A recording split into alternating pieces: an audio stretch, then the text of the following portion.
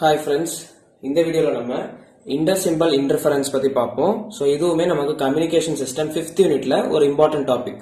So inter symbol இன்டர்ஃபரன்ஸ்ல என்னெல்லாம் பார்ப்போம்னா, இன்டர் சிம்பல் இன்டர்ஃபரன்ஸ்ல உள்ள நம்ம இதுதான் அவுட்லைன்.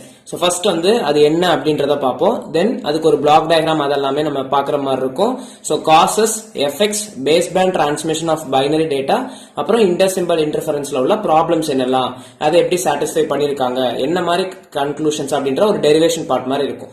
ஸோ இவ்வளோ நீங்க கொடுத்துட்டீங்கன்னா இன்டர் சிம்பல் இன்டர்ஃபரன்ஸ் வந்து கம்ப்ளீட்டா க்ளோஸ் ஆயிரும். ஸோ தட் இப்போ அதை பார்ப்போம். So first inter symbol interferenceல interferenceனா என்னன்னு தெரியணும். So interferenceனா like disturbance, ஓகேவா? So இடையூறுதல் அதெல்லாம் தான் interference னு சொல்லலாம். Normal basic meaning. Then interனா என்னது? Between, ஓகேவா? சிம்பிள்னா நம்ம இங்க என்ன சொல்றோம்னா, நமக்கு required bit, அதாவது நமக்கு டிஜிட்டல் கம்யூனிகேஷன்ஸ்ல நம்ம என்ன பண்ணுவோம்னா பிட்ஸால நம்ம கம்யூனிகேஷன்ஸ் பண்ணுவோம். zeros and ones, okay? Binary bits. அப்ப அந்த பைனரி பிட்ஸ்ல எனக்கு இப்ப 0 1 1 0 1 1 இப்படின்னு இருக்குன்னா என்னோட required bit இது.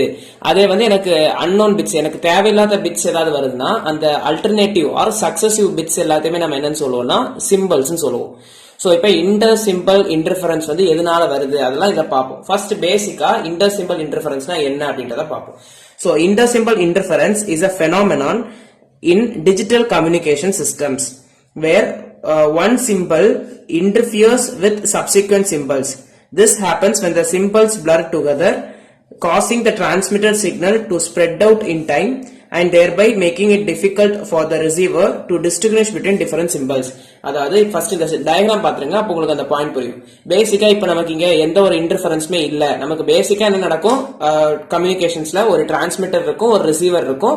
சேனல் வழியா எய்தர் ஃப்ரீக்வன்சி பேண்ட்ஸ்ல வந்து டிரான்ஸ்மிஷன்ஸ் கண்டினியூ ஆகும். அப்போ நார்மலா இப்ப எனக்கு அந்த சேனல்ல வந்து எந்த ஒரு இன்டர்ஃபரன்ஸுமே இல்ல அப்படின்னா நமக்கு என்ன நடக்கும், நம்மளோட பிட்ஸ், நான் இப்ப டேட்டா பிட்ஸ் டிஜிட்டல் பிட்ஸ் இதுனா 1 0 1 0 1 1 பல்சஸ் நான் கொடுத்திருக்கேன். இது வந்து டிஸ்கிரீட் பல்சஸ், கண்டினியூஸ் பல்சஸ் கிடையாது.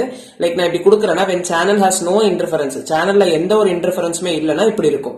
இதே வந்து இந்த டிரான்ஸ்மிட் ஆகும்போது சேனல்ல இன்டர்ஃபரன்சஸ் இருக்கு, சம் டிஸ்டர்பன்சஸ் இருக்குன்னா என்ன நடக்கும், இன்டர்ஃபியர் ஆகும் ஒரு பிட்டு இன்னொரு பிட்டு. லைக் இது வந்து 1, இங்க வந்து 0வும் இந்த 0 பிட்ல நமக்கு வந்து இங்க கொஞ்சம் இன்டர்ஃபியர் ஆகுது, ஓகேவா? சோ 1ன்ற பிட். அதே மாதிரி இது 1 இது 1. சோ இங்க பாத்தீங்கன்னா இந்த இடத்துல நமக்கு வந்து ரெண்டுமே கொஞ்சம் கம்பைன் ஆகும். அதுதான் என்னன்னா இன்டர்ஃபரன்ஸ், ஓகே? சோ அது வந்து எதனாலனா பேண்ட்வித் வந்து கம்மியா இருக்கும், சேனலோட bandwidth. So limited bandwidth, spreading of bits during transmission. So transmission டைம்ல அந்த பிட்ஸ் வந்து என்ன ஆகும், ஸ்ப்ரெட் ஆயிருக்கும், பிளர் ஆகி ஒரு மாதிரி ஃபார்ம் ஆகும்.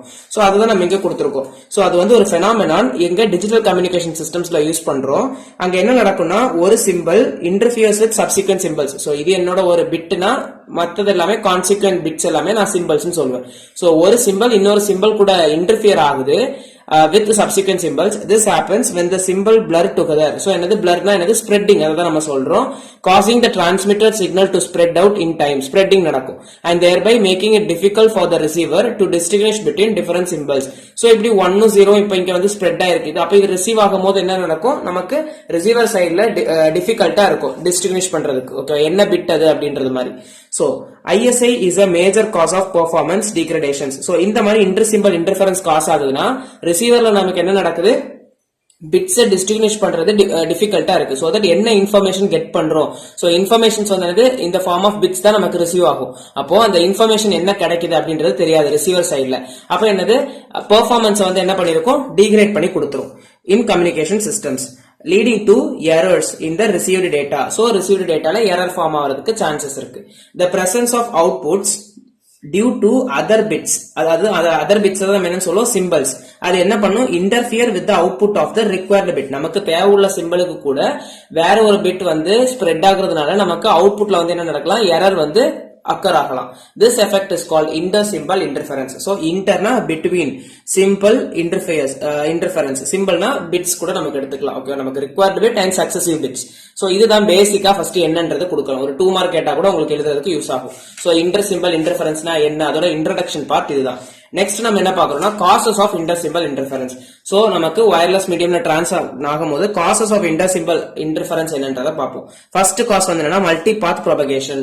சோ மல்டி பாத் ப்ரொபகேஷன்னா நமக்கு ஒரு டிரான்ஸ்மிட்டர் வந்து ரிசீவர்ல சென்ட் ஆகும்போது நிறைய பாத்வேஸ்ல சென்ட் ஆகலாம். As it is wireless medium. அப்ப நமக்கு multipath propagations நிறைய pathways இருக்கும். So when a signal travels from the transmitter to receiver, transmitterல இருந்து receiverக்கு போகும்போது it can take multiple paths due to reflection, diffraction and scattering. So either ஏதாவது நார்மலா ஏதாவது ஒரு ஆப்ஜெக்ட்ல பட்டு ரிஃப்ளெக்ட் ஆகுறது or else diffraction, scatter ஆகுறது, அந்த மாதிரிலாம் நமக்கு இருந்துச்சுன்னா edges of buildings எல்லாம் பட்டு scatter ஆகுறதெல்லாம் இருக்கும் from buildings, mountains and other obstacles. These multipaths cause the signal to arrive at different times leading to inter-symbol interference. So நமக்கு இப்படி இந்த reflections, diffractionsனால நமக்கு என்ன நடக்கும், ஒரு சிக்னல்ஸுமே டைமிங் based on receiving sectionல வந்து ரிசீவ் ஆகக்கூடிய டைம் வந்து டிஃபரெண்டா இருக்கலாம். So that அங்க collisions or interference நடக்கும். Then next one என்னன்னா bandwidth limitations. So இந்த bandwidth limitationsனால தான் நம்ம இந்த inter-symbol interference நம்ம அங்க எக்ஸாம்பிள் பார்த்தோம், ஒரு டயக்ராம் பார்த்தோம். So communication channels often have limited bandwidth. So limited bandwidth இருந்துச்சுன்னா which restricts the ability of the system to pass all frequency components of the transmitted signal. So ஒரு signal நம்ம send பண்றோம், அதுல இருக்கக்கூடிய எல்லா frequency componentsையும் சென்ட் பண்றதுக்கு அந்த bandwidth இருக்கக்கூடிய சேனல் வந்து ineligible இருக்கு. அதனால அது என்ன பண்ணும்னா ரெஸ்ட்ரிக்ட் பண்ணும் some of the frequency components. This limitation causes the signal to spread in time leading to ISI. The next one is channel distortion. So imperfections in the communication channel such as frequency selective fading. So distortion என்னன்னா அந்த சிக்னலோட strength வந்து என்ன ஆயிடும்னா குறைஞ்சிரும் because of அந்த இன்டர்ஃபரன்ஸ்னால. So channel distortion, selective fading, frequency selective fadings எல்லாம் நம்ம use பண்றதுனால communication சிஸ்டம்ஸ்ல imperfections காஸ் ஆகலாம். can distort the signal. distortionனா சிக்னலோட ஸ்ட்ரென்த் வந்து குறைஞ்சிரும் due to channel அந்த frequency selection fading, causing portions of one symbol to overlap with adjacent symbol. So that நமக்கு என்ன நடக்கும், overlapping நடக்குது, நம்ம symbols இந்த symbolsமே overlap நடக்கிறதுக்கு chances இருக்கு. So இதெல்லாம் causes of இந்த inter-symbol interference. Next என்னன்னா இதனால வரக்கூடிய effects என்னலாம் அப்படின்றத பார்ப்போம். So effects தான் நமக்கு என்னது, நம்மளோட signal strength வந்து குறைஞ்சிருக்கும். அப்புறம் என்ன இருக்கும், நமக்கு நம்மளோட receiver sectionல bit வந்து error form பண்ணலாம். So that என்ன data கிடைக்குது அப்படின்றது கொஞ்சம் டிஃபரெண்டா இருக்கும் அதெல்லாம். So அதுதான் நம்ம இங்க பார்க்கிறோம். So effects of inter-symbol interference. So first என்னன்னா bit errors. So நமக்கு receiver sectionல bits வந்து என்ன ஆகலாம், manipulate ஆயிருக்கலாம் because of spreading of the bits. So ISI can cause bits to misinterpreted at the receiver leading to errors in the receiver data. ஓகேவா? Then next signal degradation. So ஒன்னு வந்து நமக்கு receiver sectionல கிடைக்கக்கூடிய information வந்து change ஆகி கிடைக்கலாம், or else இன்னொன்னு வந்து என்னன்னா signal degradation, கிடைக்கக்கூடிய சிக்னல் கிடைக்காமலே போயிடலாம் because of நிறைய distortionsலாம் இருக்கிறதுனால. Because of the strength on the குறைஞ்சிரும் சிக்னலோட. So the overall quality of the received signal can be significantly degraded னா குறையிறது, குவாலிட்டி வந்து என்ன ஆயிடும், சிக்னலோட ஸ்ட்ரென்த் வந்து குறைஞ்சிரும், making it difficult to achieve reliable communication. So that receiver செக்ஷன்ஸ்ல நமக்கு கனெக்ஷன் செட் ஆகாமலே இருக்கும். ஓகேவா? தென் அப்போ இது வந்து நமக்கு பேசிக்கா இப்ப என்னெல்லாம் இன்ட்ரோடக்ஷன், அதுல என்னெல்லாம் causes of inter symbol interference, effects of inter symbol interference பார்த்துட்டோம். இனி நம்ம ரொம்ப இம்பார்ட்டன்டான டாபிக்ஸ்ல போறோம். அதுதான் என்னன்னா base band transmission of binary data. So binary data வந்து in case of base band frequency பேண்ட்ஸ்ல அந்த பேண்ட்ஸ்ல வந்து எப்படி டிரான்ஸ்மிட் ஆகுது அப்படின்றத பார்க்கணும். சோ பைனரி டேட்டானா zeros and ones. So first binary data can be transmitted in baseband or passband. So basebandலயும் அது வந்து டிரான்ஸ்ஃபர் ஆகலாம், passbandலயும் நமக்கு வந்து டிரான்ஸ்ஃபர் ஆகலாம் digital data, binary datas.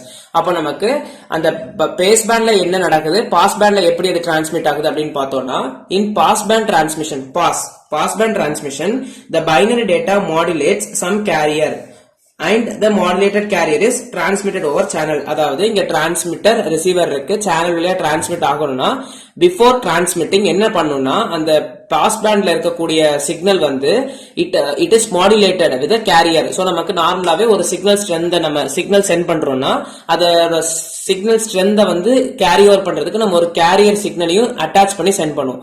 So இந்த பாஸ் பேண்ட் டிரான்ஸ்மிஷன்ல என்ன நடக்கும்னா மாடுலேஷன் நடக்கும், மாடுலேஷன் வித் சம் கேரியர், ஒரு கேரியர் சிக்னல் கூட அதை அட்டாச் பண்ணி நம்ம சென்ட் பண்ணுவோம். அது பாஸ் பேண்ட்ல எப்படி இந்த பைனரி டேட்டாவை பாஸ் பேண்ட்ல எப்படி டிரான்ஸ்மிட் ஆகுறோம்ன்றத பார்த்தோம். இன் கேஸ் ஆஃப் பேஸ் பேண்ட்ல எப்படின்னா அங்க வந்து மாடுலேஷனே நடக்காது, there is no modulation of high frequency carrier. Example transmission of digital data, நம்மளோட பைனரி டேட்டாஸை நம்ம வந்து பேஸ்பேண்ட் சிஸ்டம்ல சென்ட் பண்றதுக்கு ஒரு டெக்னிக் தான் என்னன்னா PAM, பல்ஸ் ஆம்பிளிட்யூட் மாடுலேஷன்ஸ். ஓகேவா? சோ இந்த மாடுலேஷன் டெக்னிக்ஸ், ஓகேவா, pulse amplitude modulations. So carrier signal கூட எதுவுமே அது வந்து என்ன பண்ணாது, மாடுலேட் பண்ணி கொடுக்காது. ஓகேவா, அதுக்கு ஒரு best example of base band transmission over binary data வந்து என்னன்னா இந்த பல்ஸ் ஆம்ப்ளிடியூட் மாடுலேஷன். சோ நம்ம இங்க டீடைலா என்ன பார்க்க போறோம்னா பேஸ் பேண்ட் டிரான்ஸ்மிஷன். அதுக்கு நம்ம ஃபர்ஸ்ட் ஒரு இன்ட்ரோ மாதிரி பைனரி டேட்டாவை நமக்கு கம்யூனிகேஷன் சிஸ்டம்ஸ்ல 2 வேல சென்ட் பண்ணலாம். ஒன்னு பேஸ் பேண்ட், இன்னொன்னு நம்மளோட பாஸ் பேண்ட். சோ பாஸ் பேண்ட்னா with modulation of carrier signal நம்ம சென்ட் பண்றது. நம்மளோட பேஸ் பேண்ட்னா நம்ம மாடுலேஷன் டெக்னிக்ஸ் யூஸ் பண்ண, அதாவது கேரியர் சிக்னல் கூட மாடுலேட் பண்ணாம நம்ம சென்ட் பண்றது. நமக்கு அதுக்கு ஒரு பெஸ்ட் எக்ஸாம்பிள் வந்து பல்ஸ் ஆம்ப்ளிடியூட் மாடுலேஷன் அப்படின்னா என்ன, அதான் வந்து ஃபர்ஸ்ட் ஒன்று பார்ப்போம்.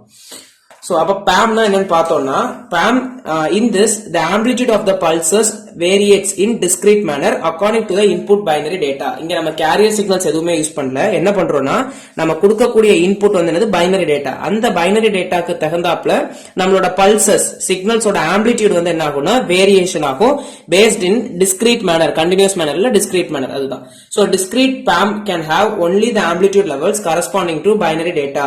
So அதோட pulse ஓட amplitude வந்து இப்போ இது ஒரு பல்ஸ்னா இதோட amplitude வந்து சேஞ்ச் ஆகும் based on the input binary data, either it can be 1 and 0. so pulse na இது ஓகேவா. then நெக்ஸ்ட் வந்து நம்ம என்ன பாக்குறோம்னா, இப்ப இதுக்கு வந்து இந்த binary base band transmission of binary data எப்படி நடக்குது அப்படின்றதுக்கு ஒரு பிளாக் டயக்ராம் நம்ம கொடுத்திருக்கோம்.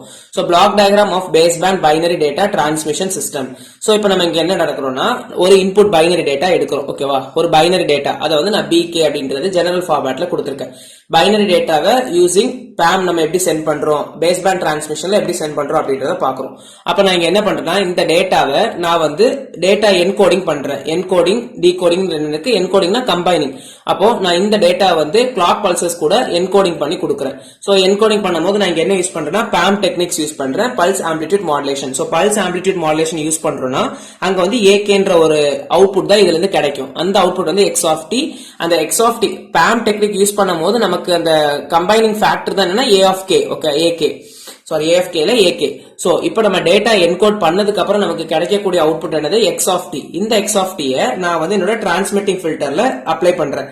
சோ டிரான்ஸ்மிட்டிங் ஃபில்டர்ல அப்ளை பண்ணும்போது நமக்கு என்ன கிடைக்கும்னா அதோட இம்பல்ஸ் ரெஸ்பான்ஸ் வந்து G of t, அதோட டிரான்ஸ்ஃபர் ஃபங்க்ஷன் வந்து HT of f. T na transmitting, H of f na நார்மலா நமக்கு தெரியும் transfer function. ஓகேவா, then இந்த transmitting filterல இருந்து கிடைக்கக்கூடிய அவுட்புட்டை நான் S of t ன்னு எடுக்கிறேன். சோ அதை வந்து நம்ம என்ன பண்ணுவோம், சோ இது வரைக்கும் நம்ம என்கோடிங் பண்ணி அதை transmitting filterல சென்ட் பண்ணிட்டோம்னா அது வரைக்கும் என்னன்னா transmitting section. சோ நம்ம ஆல்ரெடி பார்த்தபோது ஒரு டிரான்ஸ்மிட்டர், ஒரு ரிசீவர், ஒரு சேனல் இருக்கணும். அப்ப டிரான்ஸ்மிட்டிங் செக்ஷன் முடிஞ்சிருச்சு. தென் அதுக்கப்புறம் நம்ம என்ன பண்ணுவோம், சேனல்ல சென்ட் பண்றோம். சோ நமக்கு இங்க டிரான்ஸ்மிட்டிங் ஃபில்டர்ல கிடைச்ச அவுட்புட் S of t, இதை வந்து நம்ம சேனல்ல சென்ட் பண்றோம். சேனலோட impulse response H of t and அதோட டிரான்ஸ்ஃபர் ஃபங்க்ஷன் வந்து HC of f. C னா சேனல், H of f னா நார்மலாவே நமக்கு தெரியும் டிரான்ஸ்ஃபர் ஃபங்க்ஷன். இது சேனல் செக்ஷன்ஸ். சோ இந்த சேனல்ல இருந்து கிடைக்கிற அவுட்புட் வந்து நான் என்ன எடுக்கிறேன்னா X of t ன்னு எடுக்கிறேன் திரும்ப. ஓகேவா, சோ சேனல்ல சப்ளை பண்ணிட்டோம். சேனல்ல இருந்து சப்ளை பண்ணக்கூடிய அவுட்புட் வந்து X of t. இத வந்து நான் என்ன பண்றேன், என்னோட receiving filter, transmitting filter, receiving filter, channel. So இந்த X of t வந்து நான் ரிசீவிங் ஃபில்டருக்கு இன்புட்டா கொடுக்கிறேன். அதுல இருந்து எனக்கு கிடைக்கக்கூடிய அவுட்புட் வந்து என்னன்னா Y of t. Y of t வந்து என்னோட நாய்ஸி அவுட்புட். ஓகேவா, ரிசீவிங் செக்ஷன்ல கிடைக்கக்கூடியது. இது என்னோட ரிசீவிங் செக்ஷன்ஸ். இது ஃபுல்லாவே, அதாவது இந்த Y of t ல வந்து நம்ம என்ன பண்ணுவோம்னா சாம்பிளிங் பண்ணுவோம் at some rate of time. so sample at time instance t is equal to ITB. ஓகேவா, இது வந்து நம்ம யூஸ் பண்ணக்கூடிய, அதுல TB னா என்னன்னா duration of each input binary bit. ஓகேவா, ஒரு இன்புட்டோட அந்த பைனரி டேட்டாக்கு டிரான்ஸ்மிட் ஆகிறதுக்கு எடுக்கக்கூடிய டியூரேஷன்ஸ், அதுதான் TB. சோ டைம் நம்ம ஒரு அட் சர்டன் டைம் இன்ஸ்டன்ஸ் எடுக்கிறோம்னா I into TB. அதை நம்ம இங்க அப்ளை பண்ணோம்னா நமக்கு அவுட்புட் என்னவா கிடைக்கும்னா, ஸ்விட்ச் ஓவர் பண்ணிட்டோம், சாம்பிளிங் ரேட் ஸ்விட்ச் ஓவர் பண்ணிட்டோம்னா நமக்கு கிடைக்கக்கூடிய அவுட்புட் வந்து என்னன்னா Y of TI. Y of t ல வந்து நம்ம I சப்ளை பண்றோம், T அது வந்து Y of TI. தென் அதை வந்து நம்ம என்ன பண்ணுவோம்னா ஒரு டிசிஷன் டிவைஸ் கூட சப்ளை பண்ணுவோம். டிசிஷன் டிவைஸ்ல நமக்கு ஒரு த்ரெஷோல்டு வேல்யூஸை நம்ம ஃபிக்ஸ் பண்ணுவோம். ஒரு த்ரெஷோல்டு வேல்யூ நம்ம சப்ளை பண்ணுவோம் லாம்டா. அந்த த்ரெஷோல்டு வேல்யூவும் நமக்கு கிடைக்கக்கூடிய வேல்யூவையும் கம்பேர் பண்ணுவோம். கம்பேர் பண்ணி அதுல இருந்து நமக்கு அவுட்புட் பைனரி டேட்டா என்ன அப்படின்றது மாதிரி ரிசீவிங் செக்ஷன்ல நமக்கு கிடைக்கும். புரியுதா? சோ நமக்கு டிரான்ஸ்மிட்டிங் செக்ஷன்ல சர்டன் ப்ராசஸ், ரிசீவிங் செக்ஷன்ல சர்டன் ப்ராசஸ், சேனல் வழியா டிரான்ஸ்மிஷன் நடக்குது. சோ இதுல வந்து நமக்கு G of t ன்னு சொல்லக்கூடியது ஷேப்பிங் பல்ஸ். TB னா இதுல இருக்கக்கூடிய TB வந்து என்னன்னா duration of each input binary bit. Then அதே மாதிரி நமக்கு இங்க PAM யூஸ் பண்றோம்ல, PAM யூஸ் பண்ணும்போது AKன்றதை நான் சொல்லியிருந்தேன். AKயோட வேல்யூ வந்து either it can be +1 or -1, அதாவது +A -A ஜெனரல் ஃபார்மேட். +1 இல்லனா -1 இருக்கும். எப்போனா நம்மளோட பைனரி இன்புட் வந்து டேட்டா வந்து 1 இருந்துச்சுன்னா நமக்கு AK ஓட வேல்யூ வந்து 1 ன்னு கிடைக்கும். இன்கேஸ் இது 0வா இருந்துச்சுன்னா -1 ன்னு கிடைக்கும். ஓகேவா? புரிஞ்சுட்டா? இது வந்து பேசிக்கா இந்த பிளாக் டயக்ராம் பார்த்துட்டோம். இப்போ நம்ம இங்க ஓவரலா பார்த்த இந்த பாயிண்ட்ஸ் வந்து சென்டென்ஸ்ல எப்படி எழுதணும் அப்படின்றத பார்ப்போம். So output of transmitting filter நமக்கு தெரியும். டிரான்ஸ்மிஷன் செக்ஷன் ஒன்று இருக்கு, சேனல் ஒன்று இருக்கு, ரிசீவிங் செக்ஷன் ஒன்று இருக்கு. நம்ம இந்த டிரான்ஸ்மிட்டிங் செக்ஷன்ல இருந்து கிடைச்ச சிம்பிள் தான் என்னது S of Tன்றது தான் நம்ம அவுட்புட்னு எடுத்தோம். அதை நமக்கு எப்படி எழுதணும்னா காம்பினேஷன் ஆஃப் அந்த இன்புட்ஸ் எல்லாமே. ஃபர்ஸ்ட் வந்து AKன்றது நம்ம PAM அப்ளை பண்ணும்போது அந்த AK அந்த ஃபேக்டர், தென் G of Tன்றது நம்ம அப்ளை பண்ணுவோம். அதுல இருந்து கிடைக்கக்கூடியதை வந்து வித் ரெஸ்பெக்ட் டு K நம்ம அப்ளை பண்றோம். இது ஈக்குவேஷன்ஸ் படிச்சுக்கோங்க. AK into G of T minus KTB summation K is equal to minus infinity ல இருந்து infinity வரைக்கும்.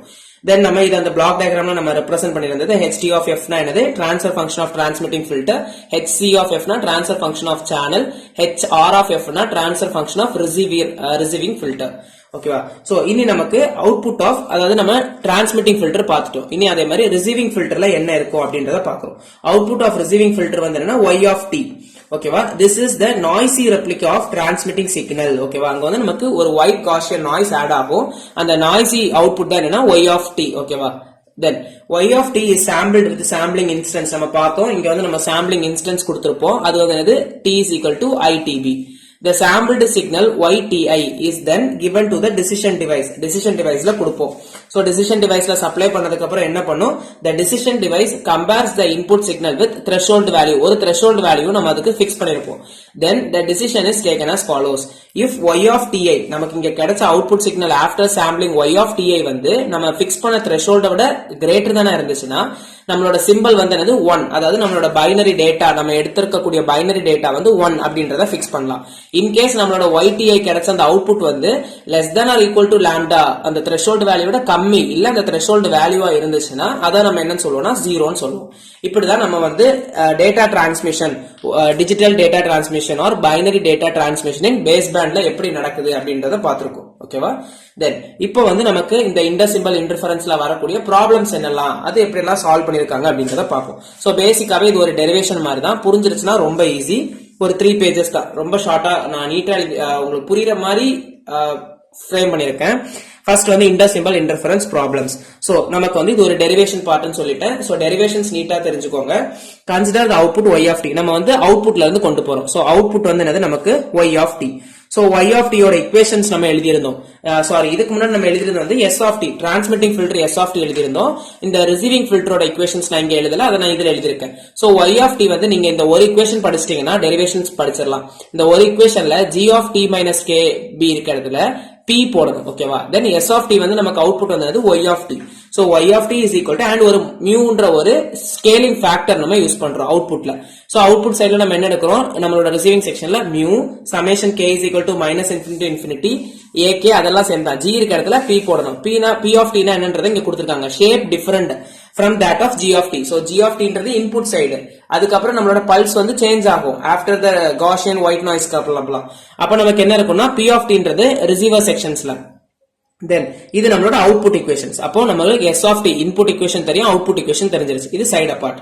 இனி வந்து கொஞ்சம் பேசிக்ஸ். நமக்கு ஃபோரியர் டிரான்ஸ்ஃபார்ம் நம்ம எடுக்கிறோம். எதுக்கெல்லாம் எடுக்கிறோம்னா in case of G of T நம்மளோட transmitting filter, P of T வந்து ரிசீவிங் ஃபில்டருக்கு நான் எடுத்திருக்கக்கூடிய ஈக்குவேஷன்ஸ்ல எடுத்தோம்னா அதோட ஃபோரியர் டிரான்ஸ்ஃபார்ம்னா வேற ஒண்ணு இல்ல, நமக்கு பிராக்கெட்டுக்கு வெளியே இருக்கக்கூடியது வந்து கேபிட்டலா மாறிடும், உள்ள இருக்கக்கூடியது வந்து இன் டர்ம்ஸ் ஆஃப் ஃப்ரீக்வன்சி டொமைனுக்கு மாறிடும் ஃபோரியர் டிரான்ஸ்ஃபார்ம்ல. அப்ப G of T வந்து எப்படி மாறிடும்? G of F. P of T வந்து கேபிட்டல் P of F னு மாறிடும்.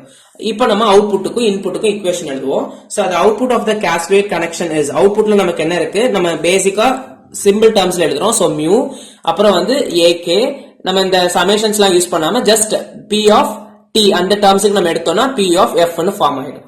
இதே இது இன்புட் சைடுக்கு நம்ம எடுக்கிறோம். the input forming the cascade connection transmission sectionல நமக்கு என்ன இருக்குன்னா AK G of T. அதாவது இதுல நமக்கு என்ன இருக்கு? மியூ இல்ல. சோ AK இதுல G of T. அது வந்து நமக்கு அப்ளை பண்ணனும்னா G of T. இது வந்து இன்புட் சைடு. இதுக்கு நம்ம ஃபோரியர் டிரான்ஸ்ஃபார்ம் அப்ளை பண்றோம்னா எப்படி மாறும்? AK அப்படியே தான் இருக்கும். G of T யோட ஃபோரியர் டிரான்ஸ்ஃபார்ம் வந்து G of F. நம்ம இங்க p of t க்கு வந்து எப்படி p of f மாத்தணுமோ அதே மாதிரி g of t வந்து g of f னு மாத்திடுறோம். அண்ட் மோர் ஓவர் இந்த கேசஸ்ல வந்து நமக்கு என்ன இருக்குன்னா h of f ன்ற ஒரு டிரான்ஸ்ஃபர் ஃபங்க்ஷனும் வரும். அந்த டிரான்ஸ்ஃபர் ஃபங்க்ஷன் என்னன்னா நம்மளோட கேஸ்கேடிங் இன்புட்ல இருக்கக்கூடிய transmitting filter, channel, receiving filter இது எல்லாத்தையுமே சேர்த்து நமக்கு ஒரு டிரான்ஸ்ஃபர் ஃபங்க்ஷனை இது கூட நீங்க மல்டிப்ளை பண்ணிக்கோங்க h of f. ஓகேவா? So h of f is the combined transfer function of transmitting filter, channel and receiving filter. ஓகேவா? இது எல்லாத்தையுமே கம்பைன் பண்ணணும். இப்போ என்ன பண்றோம்னா இது ஈக்குவேட் பண்றோம். mu ak p of f is equal to ak g of f into h of f. அதுதான் இங்க போட்டிருக்கேன். அது நம்மளோட ஈக்குவேஷன் நம்பர் 3. இந்த ஈக்குவேஷன் நம்பர்ஸ் எல்லாமே எந்த ஈக்குவேஷனுக்கு போடுறோம்ன்றதை படிச்சுக்கோங்க. சோ தட் அந்த ஈக்குவேஷன்ஸ்க்கு more importance கொடுத்துக்கோங்க. நம்மளோட s of t then y of t then input sectionsக்கு நம்ம transfer function எழுதினதுக்கு அப்புறம் ஈக்குவேட் பண்ற ஈக்குவேஷன். Then இதுல வந்து நமக்கு h of f ஓட h of f னா என்னன்றது பார்த்தோம். It is the combined transfer function of transmitting filter, channel and receiving filter. So நம்ம டயகிராம்ல பார்க்கும்போது transfer functions நான் இங்க எழுதி இருந்தேன். transmitting filterக்கு ht of f, channelக்கு hc of f, receiving filterக்கு hr of f. So அது அவ்வளவுத்தையும் மல்டிப்ளை பண்ணிரணும்.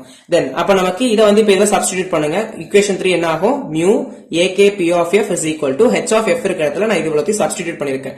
Then ak கேன்சல் ஆயிடும். நமக்கு balance இருக்கிறது எழுதி இருக்கேன். இனி என்ன பண்றோம்னா ரிசீவிங் ஃபில்டர்ல நம்ம என்ன பண்றோம்? ஆக்சுவலா ரிசீவிங் ஃபில்டர் அவுட்புட் கிடைச்சதுக்கு அப்புறம் நம்ம என்ன பண்ணுவோம்? அதுல நமக்கு வந்து ஒரு சாம்பிளிங் டைம் இன்ஸ்டன்ஸ் எடுக்கிறோம். ti is equal to itb. இத நான் என்னோட அவுட்புட் ஈக்குவேஷன் இது சைடுல வச்சுக்கணும் இது வரைக்கும். ஓகேவா? தென் நம்மளோட சாம்பிளிங் ரேட். அப்ப நமக்கு அவுட்புட் ஈக்குவேஷன் வரைக்கும் சால்வ் பண்ணதுக்கு அப்புறம் நம்ம என்ன பண்ணோம்? டைம் இன்ஸ்டன்ஸ்ல நம்ம சாம்பிளிங் பண்ணோம். அப்ப அதுல வந்து ti is equal to itb. இத நம்ம ஈக்குவேஷன் 2ல போடணும். ஈக்குவேஷன் 2 தான நம்மளோட அவுட்புட் ஈக்குவேஷன். சோ இந்த அவுட்புட் ஈக்குவேஷன்ல t இருக்க இடத்துல நான் என்ன போட போறேன்னா itb ன்னு போடுறேன். சோ t இருக்க இடத்துல எனக்கு itbன்றத போட்டுட்டேன். தென் நெக்ஸ்ட் ஈக்குவேஷன்ல எனக்கு என்ன ஆகும்னா நான் இதுலயும் எனக்கு tb காமனா இருக்கு. சோ tb காமனா எடுத்துட்டு மத்த ரெண்டு டேர்மையும் ஒரு பிராக்கெட்ல போட்டுருக்கேன். அது என்னோட ஈக்குவேஷன் நம்பர் 4. இதை நான் இப்ப ரீஅரேஞ்ச் பண்ண போறேன். எப்படின்னா இங்க வந்து k இருக்கு.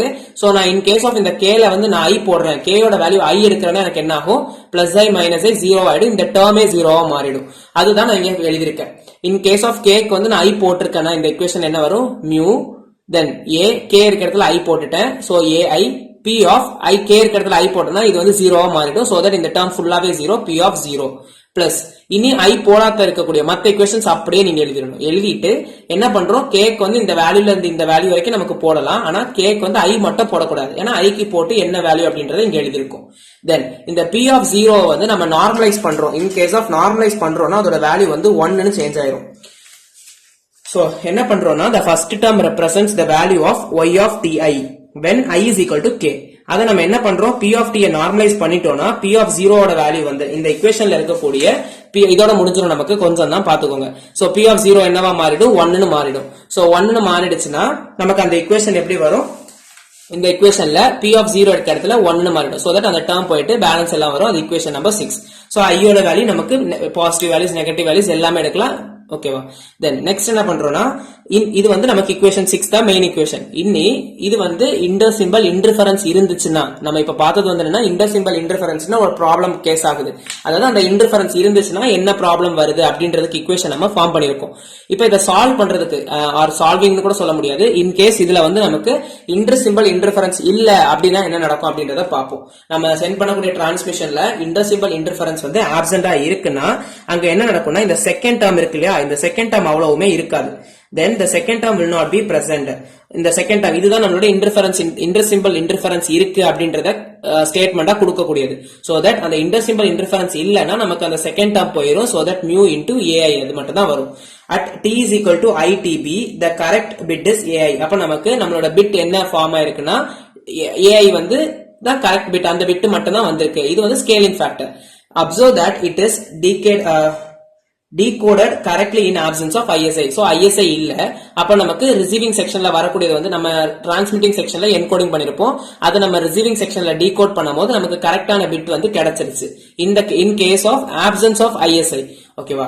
thus ISI can, அப்ப இது absence of ISI. இப்போ நமக்கு ஒரு சொல்யூஷன், thus ஃபைனலா ஒரு ஸ்டேட்மெண்ட் கொடுக்கிறோம். thus ISI can be reduced by proper design of.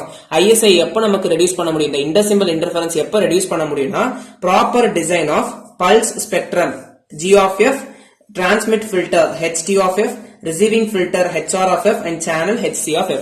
Transmitting filter, receiving filter, channel, spectrum இது எல்லாமே நம்ம ப்ராப்பரா ஒரு டிசைனேஷன் கொடுக்குறோம்னா, டிசைன் பண்றோம்னா நமக்கு இந்த இன்டர் சிம்பல் இன்டர்ஃபரன்ஸை ரெடியூஸ் பண்ண முடியும் அப்படின்ற மாதிரி கொடுக்குறோம்.